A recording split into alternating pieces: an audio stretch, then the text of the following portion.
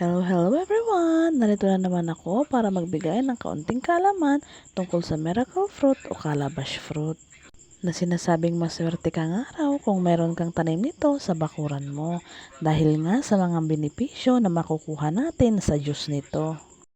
Dahil nga mayaman sa bitamina ang calabash fruit, ito ay nagpapatibay ng immune system.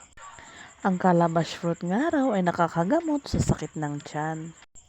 At kung gusto mo nga raw na magmukhang bata nang hindi gumagamit ng mga beauty products at skincare. Nakakaiwas nga din daw ito sa panganib ng cancer sa mga may diabetes at high blood pressure. Nakakatulong nga din daw ito sa mga may heart problem, fatty liver at high cholesterol. Ilan lamang ito sa napakaraming benepisyo na makukuha sa calabash fruit. Madali nga lang kuhanin ang juice nito. Lulutuin mo lamang ito nang hindi nilalagyan ng tubig